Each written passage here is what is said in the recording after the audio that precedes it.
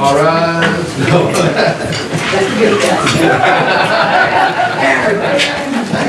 We're going to call to order Austintown Township Trustee meeting, February 28, 2022. Can you please stand for the Pledge of Allegiance? I pledge allegiance to the flag of the United States of America and to the republic for which it stands, one nation, under God, indivisible, with liberty and justice for all. Mrs. Beaver? Here. Mr. Kent? Here. Mr. Santos? Do a little work call, introduce everybody. We have Jim Henshaw, our Senior Center Director. Todd Schaefer is our Park Supervisor. Chief Andy Frost is our Fire Chief. Chief Bob Gavalier is our Police Chief. Darren Cabelli is our Zoning Inspector. Mike Dockery is our Road Superintendent / Administrator. Laura Wolf is our Fiscal Officer. To my right is Monica Devers, Trustee. To my left is Robert Santos, Trustee, and I am Steve Santos. So motion to approve minutes of the regular meeting of February 14th, 2022. So moved. Okay. Here. Yes. Second. Second. Mr. Yeah. Kent? Yes. Mr. Santos? Yes. Mrs. Beavers? Here. All right. Mr. Dockery, what do you got? Just direct your attention to the second page under new business, the two things there, just a brief explanation. I'll start with B. We're increasing the appropriations of the gasoline tax because we have some road salt invoices to pay. And there's money in there to substantiate that increase. On A, Darren and I discussed with Armstrong Utilities two easements they want for to place equipment to make their system work better. One is on our Barkley property here, right around the corner here, at 5546 Barkley. The other one's at Orkney and Gerke. They're just put a piece of equipment on there to make their system work better. It's not going to interfere if we have a future use for either one of those properties. They're in the corner of the property, so again, it won't affect any future use of the property. Okay. Thanks. All right. Chief Cavalier. I'd just like to add a few things. Over the past month or two, we had a lot of requests from car dealerships, and just bring you up to date on that. The detective division did an excellent job. They apprehended 3 people doing the thefts. They've been charged. Had several theft from autos in apartment complexes in Westchester, Central Park West. They also have charged the persons that were responsible for that. And then we had some converter thefts down at Racino and one of the hotels down there. And Midnight turned an excellent job and caught people that are responsible for that. Awesome. That's all I have. Thank you. Great. Well done, guys. Congratulations. Chief Frost? Just to give you a report on calls since the beginning of the year. So far, we've had 675 emergency calls, 10 of those being structure fires, 499 are EMS calls, 15 are incidents involving vehicles, 43 calls for service, 31 false alarms, and 77 miscellaneous fire and rescue calls. So just, I'll give you a month's end at next meeting. That's what we've done so far. You'd also want to discuss a little bit about The power outage. what we can do. What can our residents do if we got some, if they're in need for? Yeah, absolutely. So, it's a difficult situation because you never know how long it's going to be down. We ask that the residents, for the most part, try and do the best they can with staying in their homes, keeping everything shut up, especially in the winter, just to keep the heat in. We also ask that they make some arrangements with family members to be able to go over to someone else's home and weather out the outage. If something becomes a long event, we do have shelters in place, both through the EMA and through Austintown. So at that point, we would have to look at setting up some of those shelters and getting them up and running. It doesn't take much to get them up and running, but it takes a lot of people because of the standards that have to be met with those. So we do have that in place. We'll take a look at each incident as it goes. You know, an 8 hour or so incident really doesn't justify setting up those shelters unless we're in such bitter cold that we have to do some warming. And again, we can fire those up and we can do those. So it's really, we just ask the residents to do the best they can to bear it out. Those with medical conditions, again, there's usually battery backups that are usually good for 6 to 8 hours. So again, that 8 hour mark is about where we start to get a little antsy about it. So again, if anybody has any issues, they are always welcome to call the fire department, call the police department, call 911. And we certainly will do our best to get whatever they need and to get them set up until power comes back on. So basically, that's about what we have set up at this time. Appreciate that. Mr. Cavillo. I'd ask the board to approve a nuisance resolution under Ohio Revised Code 505.87 and declare the following properties a public nuisance. 2536 Amberley Litter, 4420 Aspen Drive, junk and debris, 4169 Crum Road, junk and debris. Lot number 2, Lynn Realty, plat number 1, North 4 Mile Run Road. This is a vacant lot with a building on it that we've had a lot of problems with. Actually got this property owner in court for running a tree cutting business out of it. Property's residential, but there's a wealth of logs, untitled material, just tree debris that was brought to the property, and then there is a red garage that's filled with graffiti. So I would ask the board to consider that. 178 Idaho Road, junk and debris, 2825 Meadow Lane. This house appears to be empty. A tree fell in the front yard. I think last week. 3645 Nottingham, trash bags and junk and debris and tires. 1705 to 1739 South Raccoon Road, back in the southeast corner along the dumpsters. It's just a wealth of litter, just stuff spilling out of the dumpsters, furniture, pallets, and then the actual the enclosures themselves are filled with graffiti. This is the plaza that has the Pizza Hut, the El Cowboy, the White Rams. That back area is just a mess, and that's the responsibility of the plaza owner, and they're in, I think, Parma, Ohio. But, and then to this, I would like to add 2 properties that I just didn't get a chance to add before the end of the day, but there's 2 properties on Orkney. The first one would be on the west side of the street, the first house on Orkney. Just the fences in need of repair or replacement, the chain link fences in front, and junk and debris. That house appears to be empty. And then the next house also appears to be empty, and that one would just be junk and debris. And I'll put those addresses in tomorrow when I fill this out. But it's the west side of Orkney, first 2 houses, people are heading south. So want to give us an update on the skate park? Did you vote on that? So moved. Second.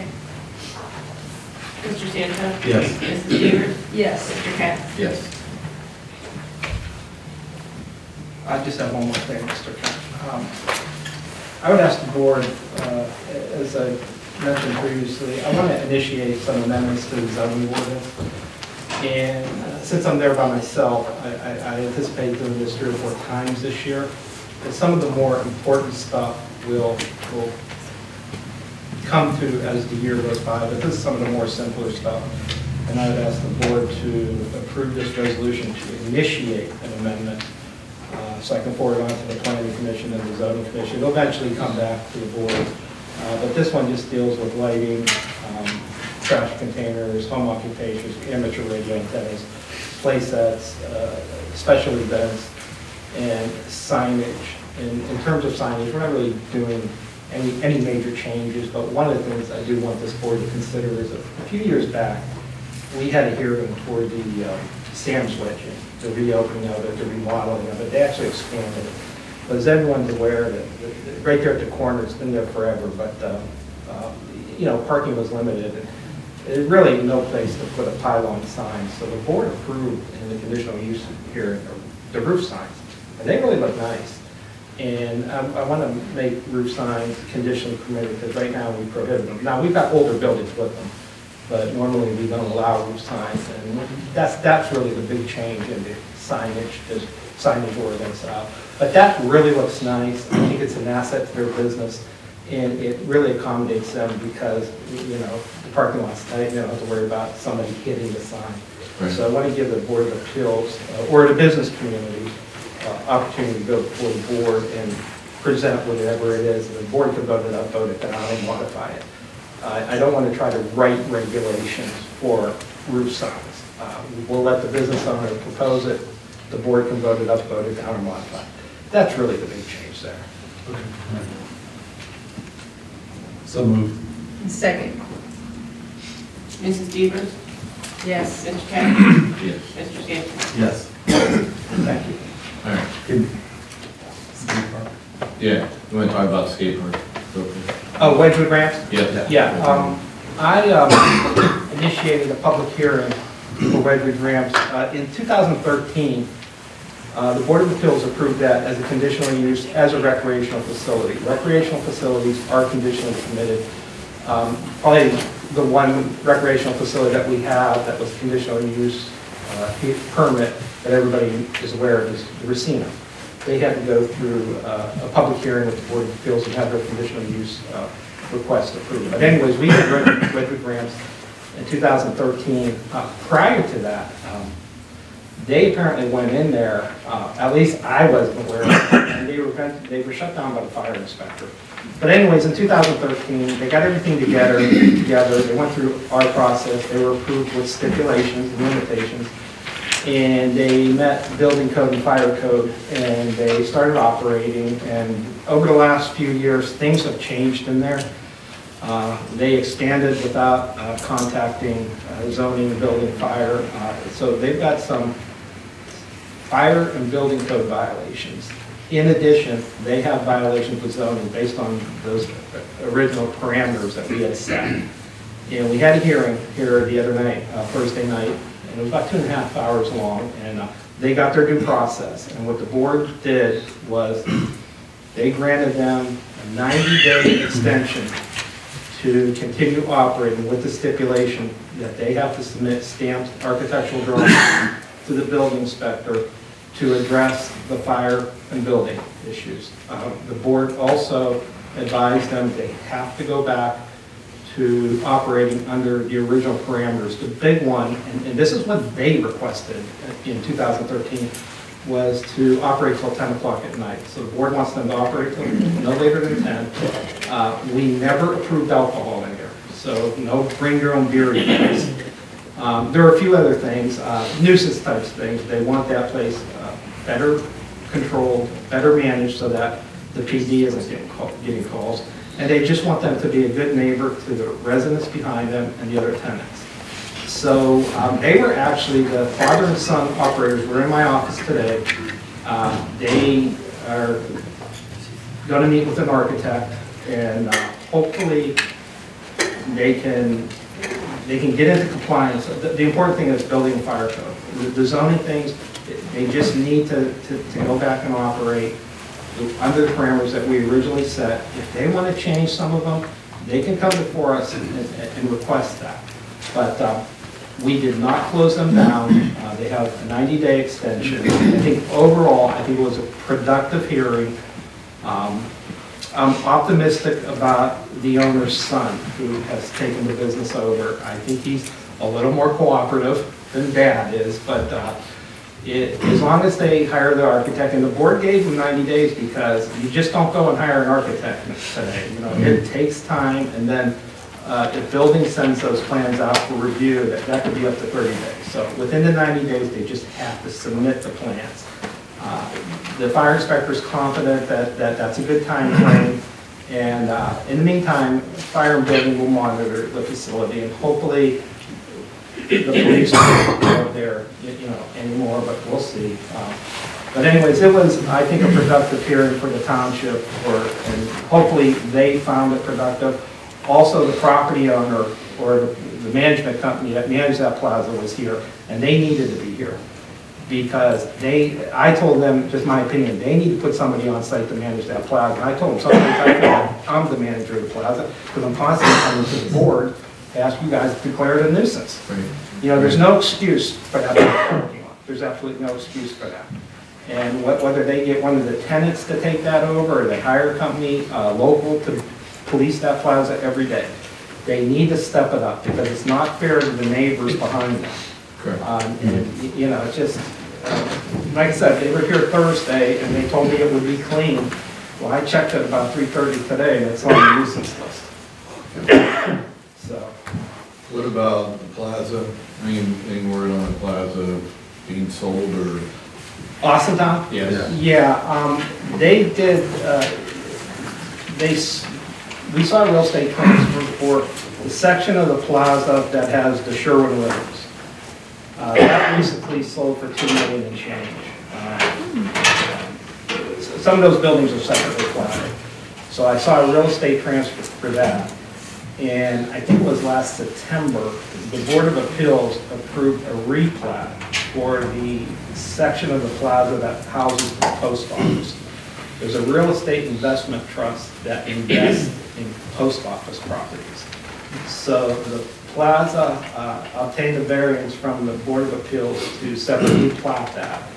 And then the Mahoney County Planning Commission approved that, and it was designed strictly to be able to sell that section of the plaza to this real estate investment trust. And probably the same thing with Sherwin-Williams. It will just operate now like as a condo, where they'll be responsible for a certain percentage of the cost to maintain the parking lot and the grounds. So it seems like not only they're selling, but it seems like they're condoing it off, because they've got different buyers. And our position with the replat and that variance was, I think stuff like that, we should do what we can to help current owners bring in new owners that maybe have more investment, new ideas. And in that case, we didn't want to use the post office. Right. One more. Starbucks. Giant Eagle. Giant Eagle. Yeah, we approved the plan, and here's what most people don't know. Honestly, I didn't know it until about a year ago, but Giant Eagle is a tenant. They do not own their building or parking lot. They lease from a real estate company in Florida, which is no big deal. Out front, where the oversized sign is, there's a separately platted lot. Giant Eagle owns that lot, and they spun it off to Cardinal Development in Campbell. And we had that project before the Board of Appeals, and they gave relief in the setback. So the building will be set back 25 feet, and that was done to create more stacking room.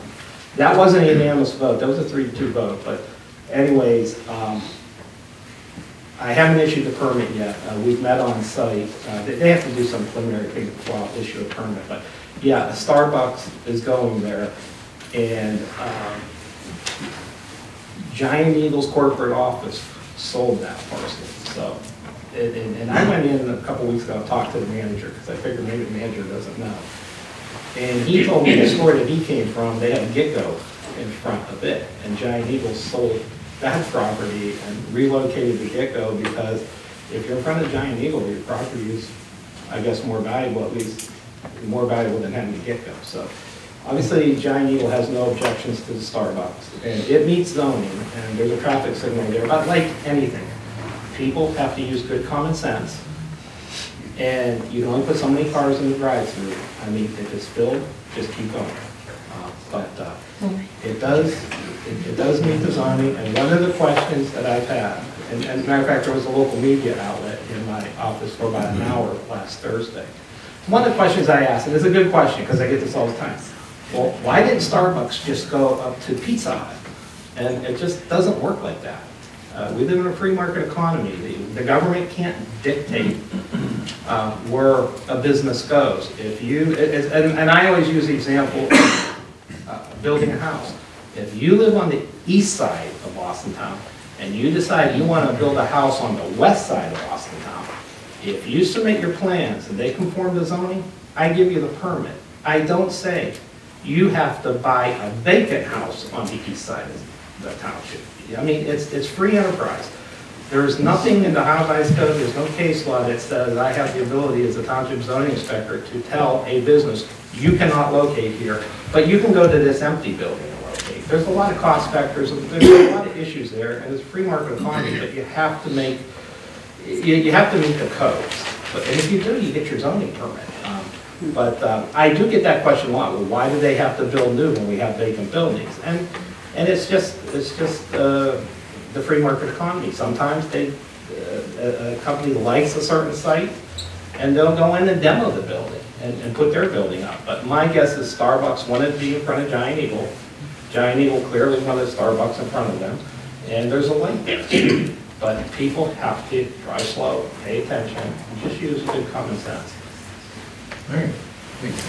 This is just a drive-through It's- Starbucks also, right? It's pretty much, it's their new concept, with COVID, it's their new concept.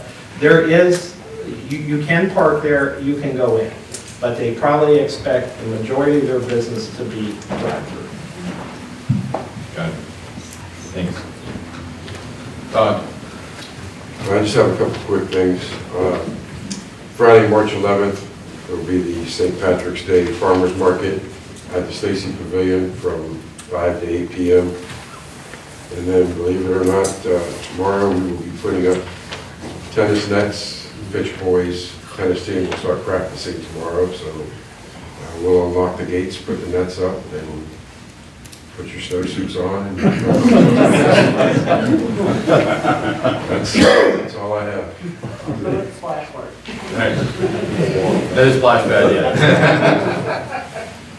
Senior Center. I've got a couple of things. We started a new class, a knitting class, and I was sort of amazed. About every week, we double the number of people in there. I think we're getting ready for next winter, making scarves and things like that. Planning ahead. I just executed an agreement with OSU to continue their nutrition program that they've had for a number of years there. They do it every fall. They come in, they have about 6 weeks, they come in, they do a nutrition class for it. And I'm waiting to hear from YSU to continue the nursing program. They send student nurses into us in the fall as well. And I did something interesting. I got a list from the people who supply our registration system, about 100 different senior centers all over the country and in Canada. And I went through them to see how we stack up against them. We run circles around nearly every senior center in the country for the programs that we have that are available, up and running and doing. The only exception being the senior center that had a swimming pool and a full-size gymnasium, which they had pickleball courts in. So I felt pretty good about the fact that we really stack up well with any senior center in the country. That's awesome. And that's about it. Very good, thank you. Fiscal officer? My finding was out 2021. All right. There, now I have to get a hold of all the department heads and make sure we're on the same level for budgets for this year. You looking right, or? Motion to approve the January's report submitted to the board at the February 14th meeting. Fund status, revenue status, and appropriation. So moved. Second.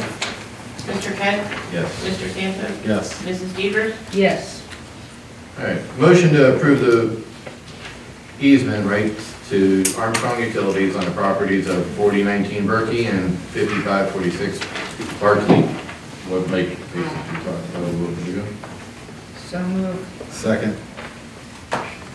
Mr. Kent? Yes. Mr. Sampson? Yes. Mrs. Devers? Yes. Motion to increase appropriation in the gas tax fund 2021 from 50,000 to 100,000. So moved. Second. Mrs. Devers? Yes. Mr. Kent? Yes. Mr. Sampson? Yes.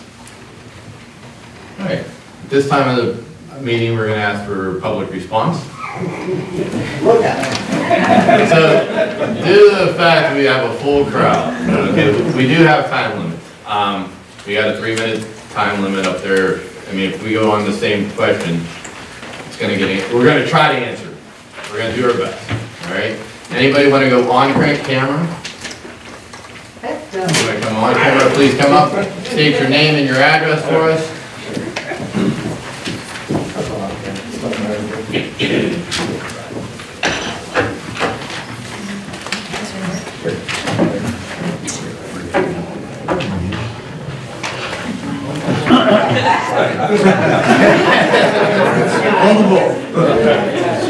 Where's the duct tape when So my name is Matt Strohmeyer, and my residence is 36 South Kimberly Avenue. So I have a noisy neighbor, Coates Car Care. They recently expanded with the vacuums, as some of you may know. So my problem is the noise coming from the vacuums. It's a loud screeching noise. And basically what I want to do is see if the township can approach them and tell them to fence in the rest of their property. That way it'll block some of the noise from coming out. Currently, it's just been driving me nuts every single day since it's been installed. Before that, there used to be woods in that area, and it was more of a, I guess you would call it a buffer zone. Right. And, you know, I'm happy for them for expanding, but, you know, I just can't stand the noise. And I know I've spoken with zoning several times about it, and even Coast Car Care directly, and they just ignore us and hang up the phone. And in addition, their vacuums run 24/7. They said they're supposed to shut it off at, I think, 8 p.m., but they run consistently. It's kind of a guessing game on whether the employees shut them off or not. And in addition, if we have weather, like rain, snow, they're on consistently throughout the day. They don't shut off. So that's kind of an issue as well I'd like to bring up.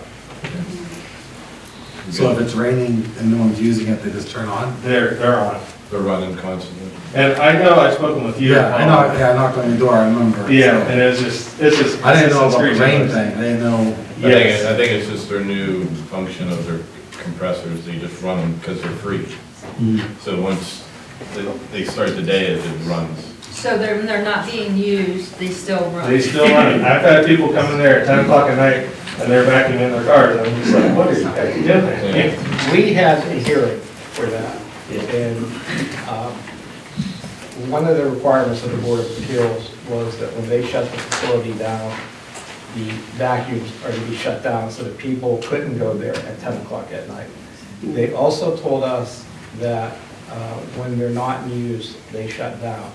I did talk to them, I did forward I think your wife emailed. Yes, correct. And they responded back that they were gonna have a technician look at them. Every time I've gone up there, and it's been only 3 or 4 times during the day, there's just nobody there and they're not running. But, Yes, but it's a full lot, I can assure you. I can tell you right now, it Okay. shouldn't be, if that car wash facility is not operating, those vacuums should not be on. That's part of their conditional They're use on. permit. Okay. And then I do very detailed minutes, and I did the minutes for that, and I'm pretty sure that they told us that the vacuum shut off after a certain time. Like if you use it, it may not shut off right when you're done, but it'll shut off at a certain time. Gotcha. Yeah, because they're on even like 6 in the morning, it's just like, geez, you know, I'm not even out of bed yet, and they're on. And, you know, They shouldn't be, yeah. they shouldn't be. They Yeah. should. If So- you could just do 150, you Sure. live across the street. Yes, If you could just keep a diary for like 2 weeks, 6 o'clock in the morning, 2 o'clock in the morning, and sure. I that actually have would- some on my phone if you want to see them. Okay, if you could Okay. have them email those to me. Okay. Sometimes a situation, not that this is unique, but like when Yeah. someone's running a business out of their house, first of all, we take complaints anonymously. But sometimes I ask the residents, look, you're there every day, you're retired, just keep a diary for me for a couple of weeks, because I can't be there, like, I'm not gonna be there. No, I at 6 understand, a.m. But those were 2 requirements. Shut the backs down when the business isn't operating. And then the way it was explained is that they do turn off when they're not being used after a customer use. Now, it may not be right after you're done vacuuming. Yeah. That's what, and then he actually gave us TV ratings at like 50 feet or 100 feet. No, they're like 100, 110, 120. From your house? Yes. So, Put that in your, when you sent me the diagram. okay, yeah. put that. And then, I don't think this matters, this is kind of a stupid thing, but in the plan that said they were gonna plant grass, they actually just put rocks there. and Yeah, they did. dumped it. They did. I didn't have an issue with that. Okay. There's a stormwater pond there. Yeah, I mean, because even my side, it floods. There used to be a creek there, is what it was, I think. And There that's may what- have been like Yeah. a swell, there was no creek there. Okay, But well- they got a stormwater management system there Okay. that's designed to the 100-year storm for that parking lot. Yeah. And I haven't seen any problems with it. We inspected it, and it's put in for what we approved. I told them not to gravel out to the road, but I didn't have an issue with the gravel. Okay. Yeah, And that was just a minor thing, just. Yeah, they've got the fence up, there's a 6-foot fence for the property to the south that abuts. Now, those people wanted a fence. I would have preferred, if I lived there, I would have preferred arborvitae or pine trees. Oh, for sure. You look at pine trees, and people don't realize this, but on South Raccoon Road, right across from the library, that condo facility, that actually got up and running about 2002. And they put those pine trees there, so those pine trees are about 20 years old. What a great buffer. Those pine trees are a buffer for the condo, from Raccoon, the library, and the schools. It's a great buffer, and you plant pine trees, maybe it's not as effective as a 6-foot fence in a couple of years, but as they grow together, they become great buffers. What you're gonna have there 10 years from now is a 6-foot fence that needs repaired, but I'm gonna be retired. Well, I'll take your place now. But that's what the residents wanted. The owner of that dwelling there, that's what they wanted, so we accommodated. Absolutely, and, it's kind of funny because you mentioned about the stormwater thing. Where they put the vacuums, they didn't have to tear down the woods necessarily. They tore the woods down for the stormwater. But let me just reiterate, trees are a better absorption of water than a ditch, Well, that's understood, but Yeah. what you're doing is you're taking water off of impervious surface, a parking lot, and you have to, under the design criteria, you have to channel it to acceptable retention and then hold it back and meter it out, so there shouldn't be any more water leaving that site post-development than they left it pre-development. So I understand what you're saying about the. Plus the noise buffer, Well, but, I can't the blame trees you had to for go, that, the yeah. trees had to go Yeah. to meet the design criteria. Okay. And we can't tell someone, you can't develop just because we don't want the trees cut down. But yeah, at the very least, hopefully a fence, if not, some sort of buffer for the sound. That would be I great. will, I'll do, those vacuums should not be running when that facility is closed. Gotcha. And then we'll look at with the turn off, how long it is until they turn off under somebody. If there's nobody in that parking lot now, those things should not be running. Plus, it's a waste of energy for them, they're paying the electric bill. Yeah, I mean, even the light is kind of annoying too, but that's a different subject to get into. What's wrong with the lady? Well, because it's kind of blinding, so like if I'm backing out of 26 South Kimberly, which is my neighbor, that light it's kind of. Okay, you know something, the lighting is all supposed to be directed down, and for me to check that, I gotta do it at night, and Yeah. honestly, I haven't, but I'll check that. Okay, yeah, thank you. Okay. Thank you. Anybody else that wants to come on camera? Anybody else on Well, camera? I have go up, let's do this. Might as well Yeah, do come it. on up. Won't be bashful. It's like the price is right. Yeah, sure. Oliver Gortz, we own some property here at 648 North Campbell Niles Road, the corner of Silicon, around 46, right across from the casino. And we've been listing this property for, 30 years now. It's been for sale, and not due to price, that it's not sold. My question is, what's going on in Austintown, that all of 46 is barren, and we're developing Mahoning here? I see Chick-fil-A going up. Does anybody, Austintown Township extends that way, it's a great corridor. Right. Great corridor. Did you just log that too? Wasn't it recently logged? Pardon? Did you log that? We did log. Yeah, I thought something was moving. That's why I was actually excited. I'm like, oh, they're gonna be selling. Well, what is it, 5 years ago, we had a great deal going. $100 million water park, condos, all that was going in. Investment fell through. Looking for a little help. It's time now to re-up as a realtor. Don't really want to do that. It's not going anywhere, nothing's happening, all the way down the street. My question is why? I don't know. Can anybody explain?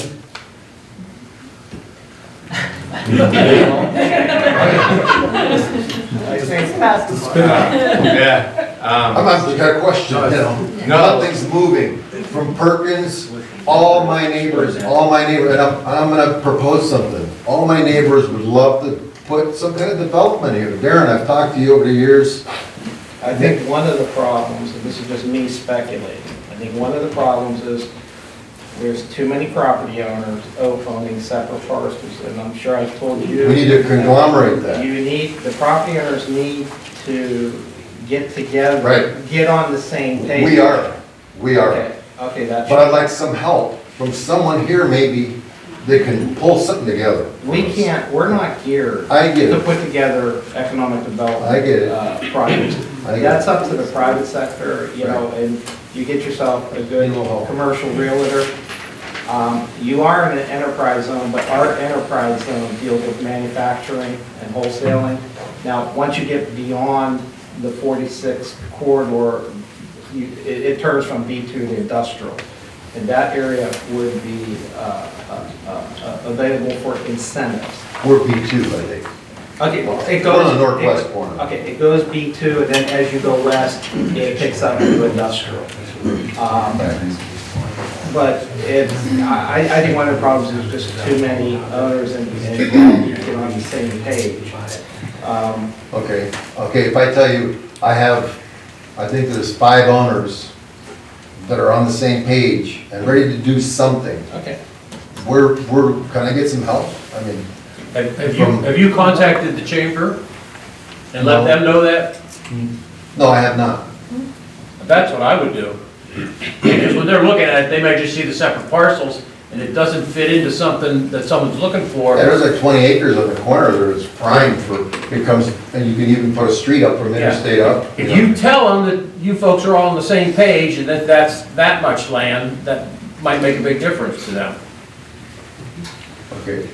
Yeah, it's a great piece of property. If you want to stay after, I'll get you a number, the Sure. Chamber of Commerce, Yep, and go from there. we could do that. All right? Thanks, Paul. Thank you. All right. I'm gonna talk about the electric. Good way, good. Good way. We voted for the chairman, so. All right, my name's Brenda Ryder. I live at 4422 Barrington.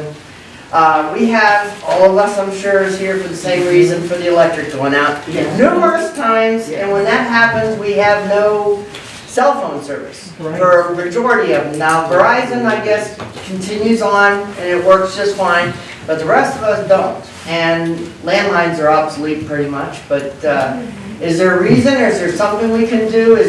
Do you have a... When I saw that, I did try to, because I have another company as well, and mine goes out, and I gotta hear it from my whole family as well. Yes. And I didn't know I became the telephone company. But they said it didn't go out. And I'm like, well, we lose service. I was trying to talk to the person on the other line, and that was very hard to come by. But we are trying to look into that. Is there a way to put like another relay or something up to catch the other towers? I Because you can't call 911, you can't text somebody. We to should say be you're able to okay. push on your cell phone if you We should. tried, the emergency button. Yeah, you should be able to just hold it. Nothing. It did not go through. I'd have a better chance throwing it to you guys. So we actually inquired about that. And what we were told is the system isn't down, it's overloaded. It's like going to the fair and not being able to use your phone because everybody is on the system. Yeah. So what they explained to us was that the system wasn't down, it was just overloaded. And there's long-term fixes for that, but I'm not convinced that there's any short-term fixes that they are going to entertain for that. Can we just not have the power go out? Would that be a good thing? We're trying for that as Can we well. throw that out there? Can you look, you guys fix that? We are trying for that as well. Okay. We had a week without no issues. Where? Since 12, Okay, I'll give you that. right? Doesn't make any sense that they don't have, how are they overloaded on a power outage versus not power outage? I think it's Probably because everybody's trying to get in. Jump in. You Let's find out what's going on. Yeah, because usually they have what's called a load balancer, and it'll hop to the next closest tower if it's overloaded, or at least it's supposed to in theory. Yeah, again, So it's the that's same not thing like at the a fair, we failure. have the exact same issue at the Yeah. fair, it doesn't handle the amount of calls. When the power goes out, the amount of people that are trying to call the power company, trying to call family, trying to call everybody else, it does overload. Okay. That's it for now. Thank you. I think her hand may have been up, but she and I may have a similar interest, but I'm gonna see what she's got to say. I will be up there. Come on up. Hello, my name is Crystal Carpenter, 2052 South Raccoon Road. 2 years into Austintown. Hello, everybody. Good to see you, Robin. Since I've been here, the electric has been going off quite frequently. Okay, and I understand that you said you have somewhere if we needed to go, if it goes off long term. But we do have people with medical issues. Okay, when you say you have a rescue mission or where we're gonna go, are you gonna have that where they can come and expedite their stuff right away to make sure that they can bring their breathing machines or their oxygen machines or whatever they need? Are we gonna have enough to accommodate for everyone who has need? So again, everybody should be able to work on battery backup for a certain amount of time. And then after that, you go into like a disaster mode, and that's when the state will bring in all the extra generators and everything else. We all can't afford to have those things standing by in township, it'd be millions and millions of dollars. So after, and again, that's why some of the extended period of times. But that's when the generators will be brought in to the different shelters that we have in place. And yes, you would be able to operate all of those electric, anything medical. We won't allow for non-medical use to overload the system, but certainly for anybody that's on oxygen generators and all. Ventilators, there's not many people at home on a ventilator. There are a couple, but for those folks, certainly, we will get them into one of the other medical facilities that can handle them. So yes, the answer to your question is yes. Again, we don't activate those things an hour, 2 hours, 3 hours into a situation because the battery backups will last that long. If your battery backup fails, by all means, call us and we'll get that situation taken care of. But again, there's a lot of resources out there. They take a long time to develop, the ones for long term. So again, you know, when the power's going out for an hour, we're already making the provisions for the 10, 12, 15-hour incident. So it just depends on every incident is different. Okay, and my next question is, I know that we have a power outage, and sometimes you have maybe an accident or maybe some high winds. But on this one particular day, we had nothing, and the power just went out. I mean, so Again, I'm not defending any of it, but it is all mechanical equipment that fails. And I think that's what they're looking at with this, is they're having some infrastructure failure. Again, I can tell you that with us, the fire department, First Energy is very responsive when there's problems. And we have had a lot of folks on this issue. Troy from First Energy has been keeping us up to date on it. And they put a lot of people on this problem. So again, it's some older infrastructure that they're trying to upgrade, but it's mechanical equipment and it does fail, unfortunately. And again, I think that's what they've been looking at. We're encouraged by the last week, but again, they're having some issues. They did make some changes. Say grid A and grid B were tied together. So what they did was they separated those two grids to identify the problems a little bit faster. They put up some modules on the lines and on the conductors, I guess. I'm not an electrician, so. But that they believe they got it under control until the actual new equipment comes in, so they can replace it and take care of the situation. Thank you. If I may, Chairman. This is what you're good now. I just want the public to know, honestly, as soon as anything happens, like the power outage, we're contacting Ohio Edison and trying to find the most up-to-date information as we can, so we can let you guys know how long it's going to be, if we even know. It was that traffic accident where the truck hit the pole. Like, I don't know if anyone know about that, but Ohio Edison was on top of that pole fixing it before that vehicle was even moved from the scene. So they already do RSC, get there as fast as they can, and we're on it. We're trying to contact Ohio Edison, but our hands are tied just as much as your guys', and we understand the frustration, especially Mr. Kent here, his power goes out as long as everybody else's. Yeah, I live down the street. Yeah. So I'm in the same boat. If you would please. Okay, pardon me, sir. Hi, my name is Veronica Fleetman, and I'm here to, Which address? it's 60 North Raccoon Road. And some of the concerns that I have is ditto what this young lady said ahead of me. However, what's the fix for, I heard the explanation of a few things that may be contributing to the power outages being as frequent as they have been. However, what's the long-term solution? And if there is one on the table, when will that occur? When will the problem be resolved? We understand hitting the pole, I get that, I can do that myself. Right. But when we're talking about infrastructure and things that are like, old and needing to be replaced, what's on the table? How does that affect us as citizens? What do we need to do to get our arms wrapped around it? And we would love to be informed on some frequency that your system is outdated. You may incur, and sometimes preparation is key. I want people to understand. Tell us we have an old system someplace, and tell us what we need to do to get the system fixed, to get it restored, to do whatever it is to make it whole, keep it whole. Because it's now getting very frustrating. A couple of times, I think Sally mentioned, 4 or 5 times in 1 month, and that was ridiculous. It's been 6 times. Okay, so 6 times, okay. Those that vote for 6, raise your hand. I've been affected 6 times.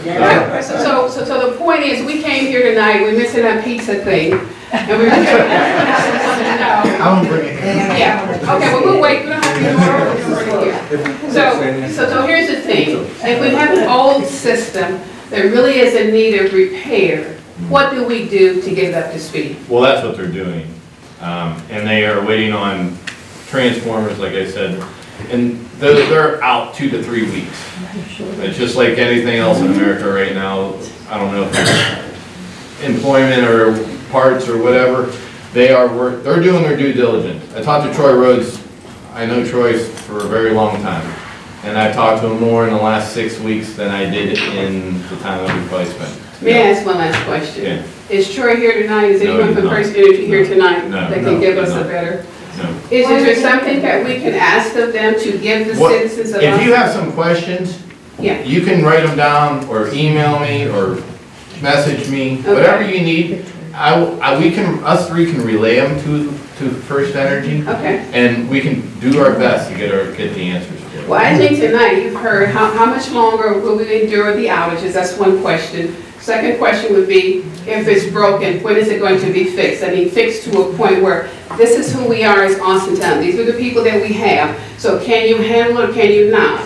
Troy told me that's their main goal, is to make sure that this substation and, Austintown gets ramped up to their part, to the part that we need to be. So in case, besides the wind or the car accident, they don't want the mechanical side of their First Energy. I mean, their job is, and they're a source, they want to make sure that we have lights, we have energy so we can survive. Absolutely. So on the table tonight, so I can walk away, go get my pizza and feel pretty good about it. What's the timeline? Is it 2-3 years out? Is it the end of the year? This So we can feel warm and fuzzy. Anybody want to feel warm and fuzzy? They're looking at one. That's all. Let's do it. Look at one of Let's do it. I didn't hear you. Yeah, They're clapping for us. This year? That's it for Thank you for that. I'm with you.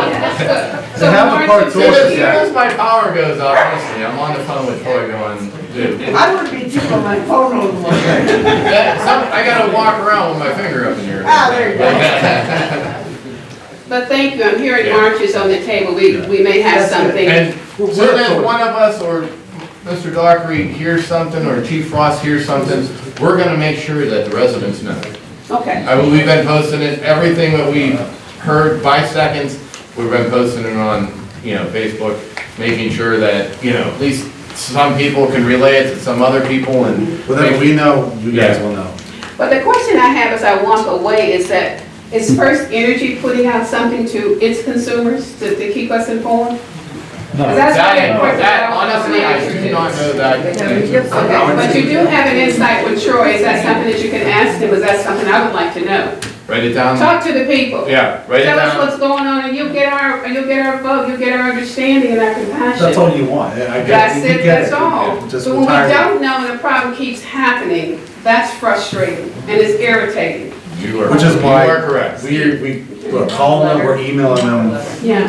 every second we can. And the second we got the email, I posted on Facebook, so you guys knew what type of communication we have on how it ends. And we're letting you guys know what we know. There's no secret information that we're aware of. But that's good, but pass it along, we'd like to hear from First Energy.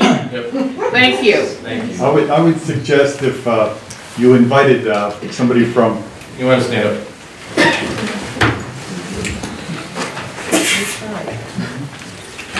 I'm John Greenworth. I'm one of the owners for the Austintown, the 648 North 10 Miles Road thing, but that's not why I came up here. I was going to say, can you suggest that somebody from the electric company come to the next meeting next month? We tried. We tried for this one. We tried. I tried. I mean, that way they can explain it to everyone, and Yeah. everyone could understand it. That's what we wanted for you guys. That's- Yeah. We really, we can. we honestly did try. It's not, it's They're not not the like, road department. Maybe next forced to it's come not out. like, it's not like we control it. Yeah, we can't. It's not like it's one of our employees that we need to No, I mean, understand. it's like, I Mr. understand. Mandel. I would call Yeah, out. that's not all I wanted. Even if you have to, pay him for his time or whatever. Honestly, we are paying for his time. We're on the fire. He emailed us, told us that we weren't able to spend. And don't see what happens. We'll do our best. Thank you. Thank you. Could I stand up? Anybody else? Come on up. Ian? Careful, take your time. On the chairs.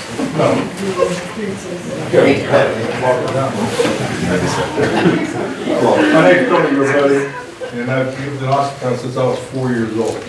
Tony, where do you live? Right now, I live on Lancaster, 1684 Lancaster Drive. Okay, and I'm here, and I'm gonna be honest with you, and your fire department's great. I have no problem there, and the same thing with the police department here in Austintown. But I'm gonna tell you, with this stuff, that our lights are going out, our TVs are going out, everything, electric's going out and all. I've had it done at least 4 times. A couple of them with a car hit a post or something else. I called them this last time. I called them, and the guy answers the phone, and he says, "Hello, what's going on?" I says, "Well, everything's shut off in my house. My TV, my electric's all out, the whole thing." So he says, "Well, tell me what's wrong, because I don't know what you're talking about." Wait a minute, I just told you it was out. Okay, so I'm a dumb Italian, okay? Come on, But I told him, I says, "I'll tell you what I want. I want to talk to somebody else as a part of your program you're doing right now." And he gave me one. The lady came on. She spoke to me, and she says, "What happened?" I says, "They just came on at 9:35, which they told me it was going to be at 12:30 tomorrow, that night." Well, her and I talked, and she says she's going to look into it again at what? 10 o'clock. No, it was about 10 o'clock. They took it out, and I didn't get on until after that, way after that. This guy didn't care. When you say you called, so who did you call? I called Call First Energy? First Energy. So it was not the township? No. Okay, gotcha. When I call you guys, you'll know me. So, Ask them so the if customer you're here service, say their customer service was, before. She knows me too, so. Customer service was less than par. I've seen them around, but I haven't really had a talk to them or nothing. But people, I'm gonna tell you something. I try to be very nice and help anybody with anything they need to do.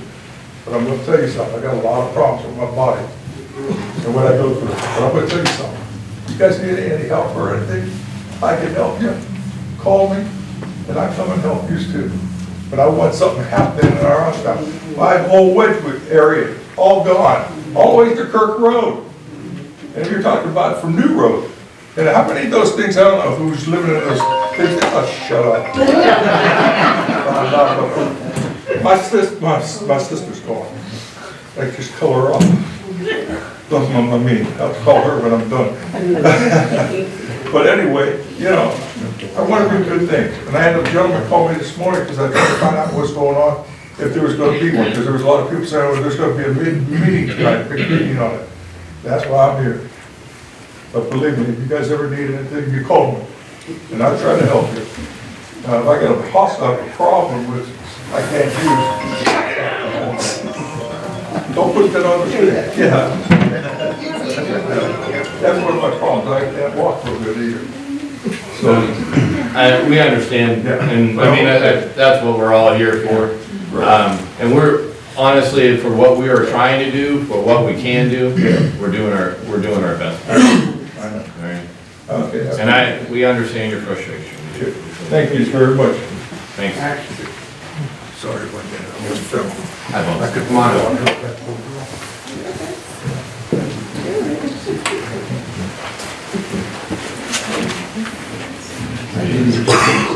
You're good.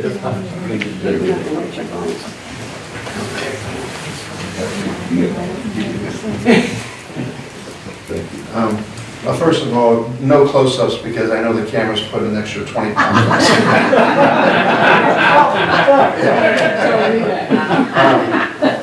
My name is Bob Marshall. I live at 3406 Starwood Drive with my lovely wife Lynette.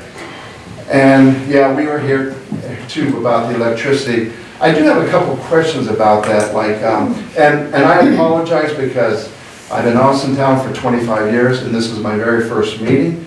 Shame on me, I'm sorry about that. Because I know some of you guys, Todd and Andy and Bob and Monica, good food by the way. And I want to give a shout out to Todd.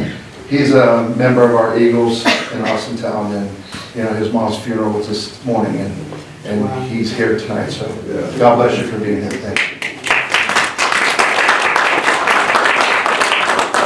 But I'm kind of done when it comes to these outages. Like when the Eagles go out on Raccoon Road, my electricity goes out on Starwood. So I really don't know how these grids work and stuff. How many do we have? How many substations do we? I don't know any of that. And try to find information, and that's why I'm kind of like here tonight to see. I know it's the infrastructure that needs repair and stuff, but I'm just curious on how that all works and who gets on the same grid, because you're talking about that telephone pole that was on Meridian. It wiped out the Buffalo and Kansas City game. Game of the century, I found out the next morning. But anyway, that, and I just got one more situation. My sister-in-law lives in the Victoria House down here on 46.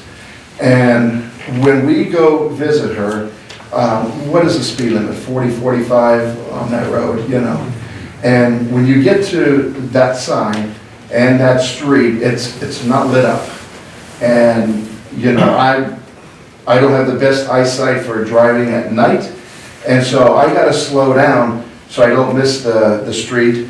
And, if someone's right behind me going the speed limit, I'm going to be on a telephone pole somewhere. But now I just wonder if they could do something, light the sign or put a pole there with a street light. It's just a very dark entrance going into that nursing home. And I know a lot of people go there to visit their loved ones. God bless you. So, but that's all I have to say. And I appreciate all of you, and I think all of you are doing a great job.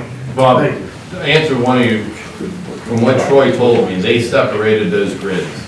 So I don't know if the Eagles and our area is on the same grid still, but they did that to eliminate the issues of if one grid was weaker than the other, and then they put some other mechanisms, mechanical issues to make sure that they can respond a lot faster to the line. Okay? Okay, Alright. I appreciate And it. I wrote it down to see how many we have, because I honestly don't know how many substations we do have. Yeah, I'm curious about that, you know? And I apologize for, my very first meeting here. It's very interesting Well, and welcome. I'll be back. You know? Yeah. Okay, sounds good. Thank you very much. Thanks. No close-ups.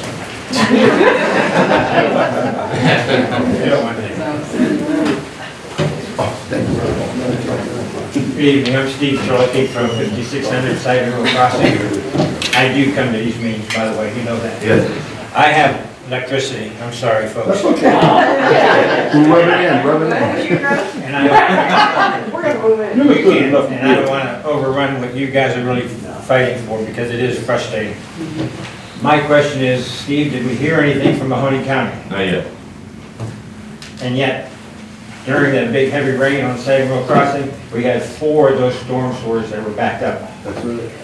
And the one is still backed up, the other ones have receded. And I got confused because when I seen the guys from Mahoney County, they said call them. So of course I went through, somebody mentioned about phone systems, I went through the phone system. And I had to go through all these prompts. Then when I got to the end, call the engineer. Then when I got to the end, the engineer, they said call the township.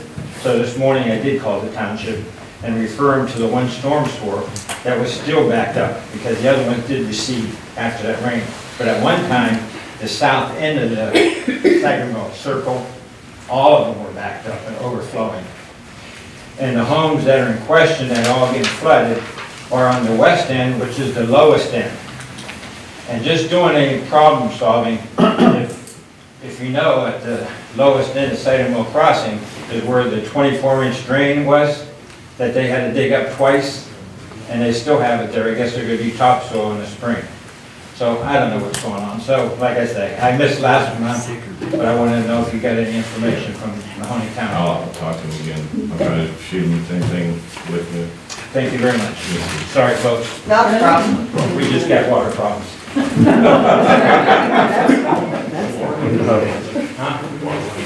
Water and electric don't mix. Okay, since it's talking about water problems, I have one. I've had it. What's your for, first name and My name? name's Kathy Adams, and I live on 3751 Frederick Street. In the corner of 3rd Street and Frederick Street, there's a pipe there, and I take all the water from the whole street down. Since I'm the lowest house on the street, I get everybody's water.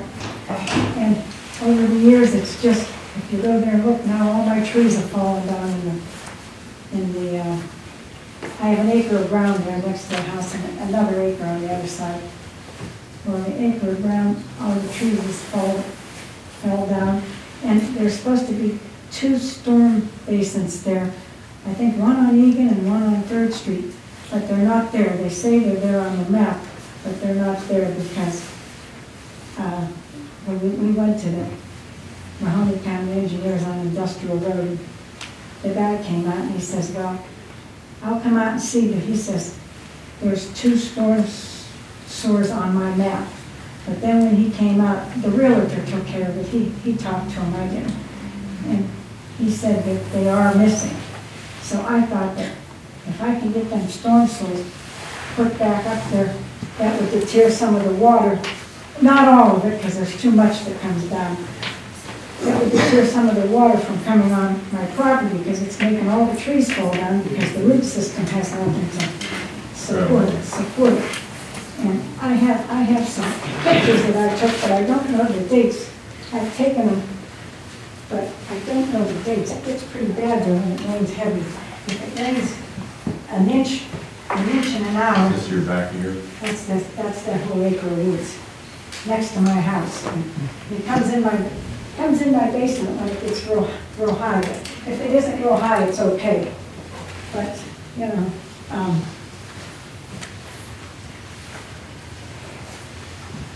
one time I was at work and the neighbor said it got real full and it was coming up over the pipe and going around my house. But I wasn't there, I was at work. Well, when I'm at work and I hear it and it's raining bad, I get scared. I go, oh no, that means a flood.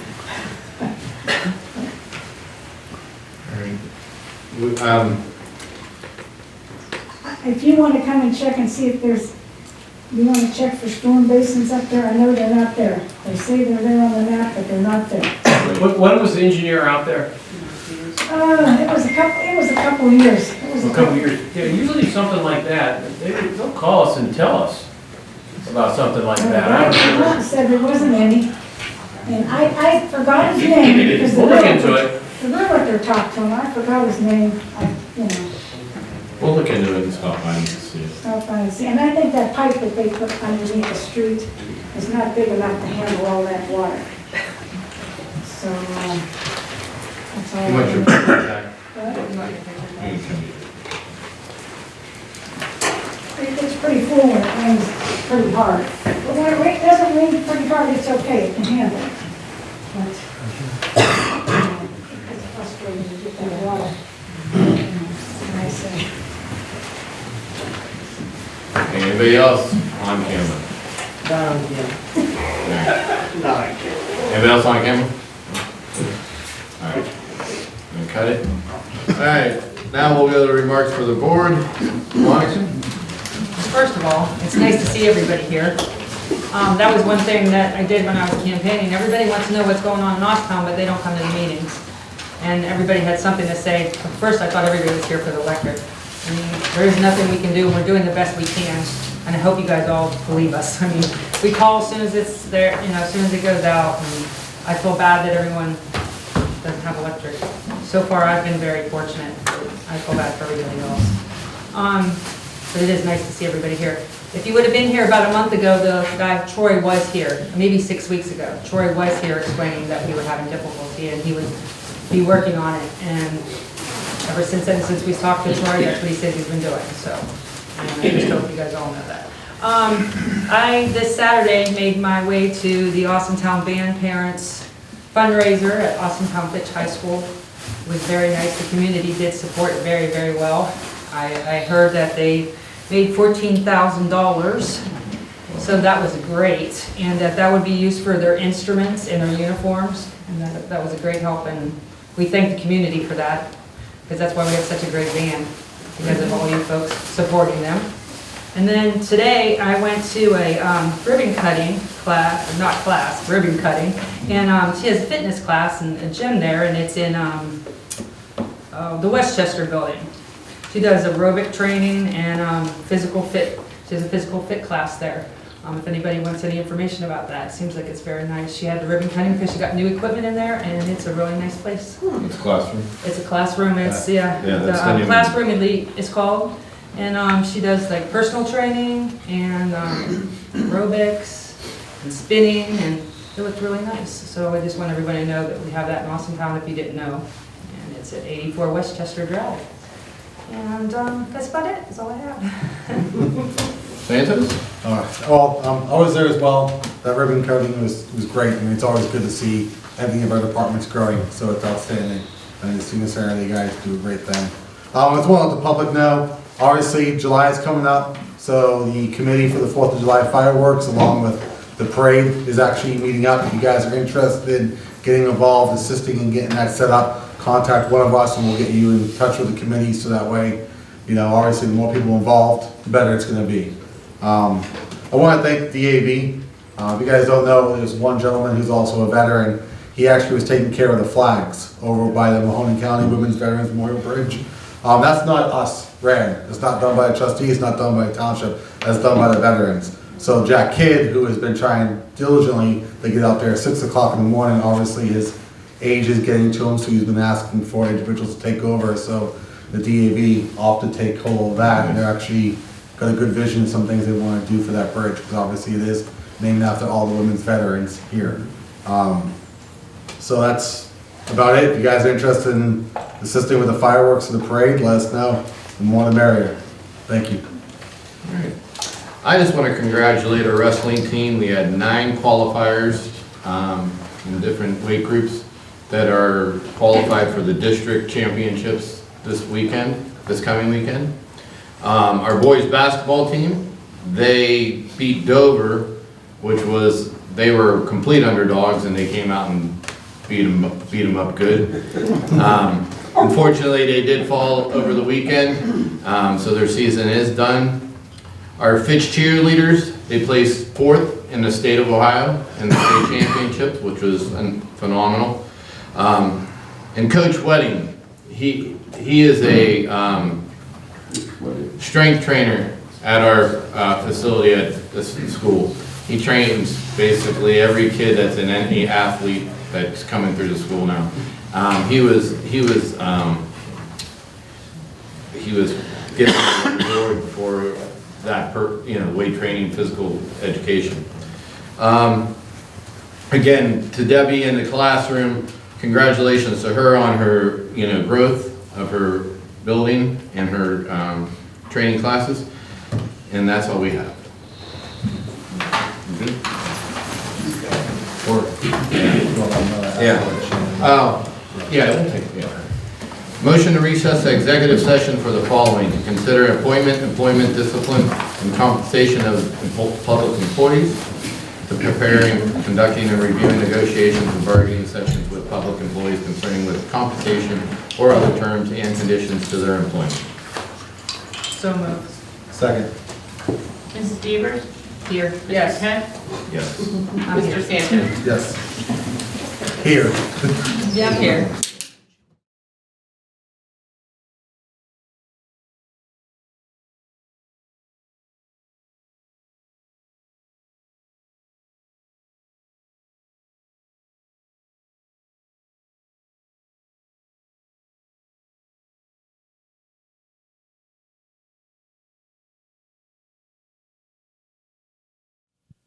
In association with Austintown Local Schools and Austintown Township.